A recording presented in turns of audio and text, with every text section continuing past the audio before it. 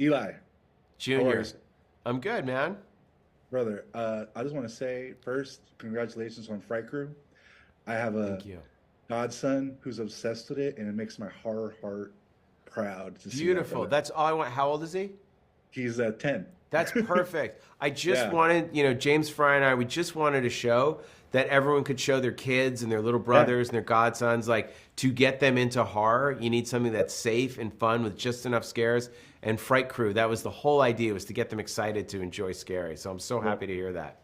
thank you for that, brother. I appreciate that, man. Cool. I just want to say this: 16 years ago, I remember seeing Grindhouse opening day, and I saw Thanksgiving the mock trailer, and I was obsessed with it. And I just want to know why the heck did it take so long to make this movie? Took longer than that, man. First, I appreciate it, and it shows the Yeah. power of seeing a movie in a theater. It's a memory that Yes. you take with you for the rest of your life. So now people get to have the memory of going to see Thanksgiving opening weekend, not knowing anything about it, something they'll carry with them forever. They'll never get that experience again anywhere else.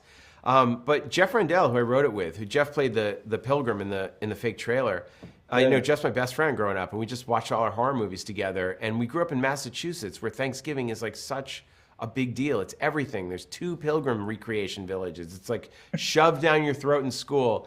So, Yeah. and there were every other holiday had a slasher film. So we're like, why? Where's the Thanksgiving one? So this has been a dream since we were 11 and 12 years old. It's been longer than that. And then when the trailer came, we said, great, we don't even have to write the movie. We can just do our favorite parts. We just did a bunch of crazy kills, added it onto the shoot of Hostel 2, and just there it was. And after that, I was like kind of done. I was like, I'm good. I did the kills. What more do I? But really, we just didn't have a story. And it took us a while to lock in what would this be? Because the original intention was to make a real slasher film. I wanted Yeah. Sleepaway Camp or Scream or The Prowler or Pieces or My Bloody Valentine or April Fool's Day or Mother's Day or Black Christmas or Halloween. Like, I wanted a real movie, not a joke. And it wasn't until we saw those Black Friday viral videos of like the gates opening and people trampling each other to death and rioting over PlayStations and televisions and waffle irons. Like, I was like, that's where you can have your inciting incident. All these movies start with a tragic, an accident or a kill, happy birthday to me. Then it's a certain amount of years later and all the people are getting picked off that were connected to it. So that's the fun, is like once we locked into that, we knew we could write a really great story. Well, I loved it, and I've told a few friends already that it's a cross for me of I Know What You Did Last Summer and Hostel, just Interesting. because just of how gory. I mean, the gore just made me smile. There's so much intestines in this film and decapitations that my friend next to me was just laughing the whole time, but like of joy, right? Good. Yeah, me too. I get elated when I see that stuff. Well, like, so was there a kill in this that you just been thinking about for a while? Like, I have to save that for this, or like, what was the kill that made you just so happy to execute on film? Well, when you're doing like the turkey decapitation at the parade, which is in the fake trailer, like we're like we've already done it. So you're excited to do it, but you're more nervous. Like, I have to at least match what I did before. So what I got really excited about were the new ones, and like the like coming up with new ideas that people haven't seen and stuff they haven't expected.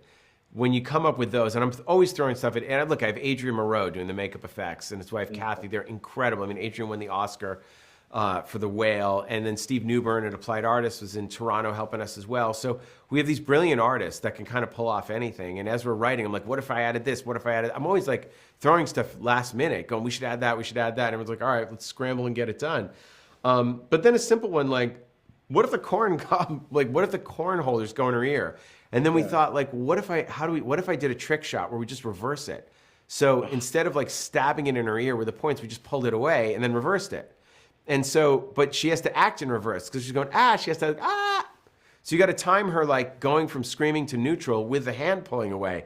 And Yeah. and the gloves had to show the smiley face. So everyone's like, how are you doing that? I did 6 times, and everyone's like, we're going into overtime. What are we doing? I'm like, we're going to get it. We're going to get it. And then finally reverse it, and you showed it, and the whole crew screamed. And I was like, we got it. So I Oh, that love was when there's stuff that's totally elaborate and requires months of building, but I also love stuff that's so stupid and simple you could have done it in your basement with a Super 8 camera.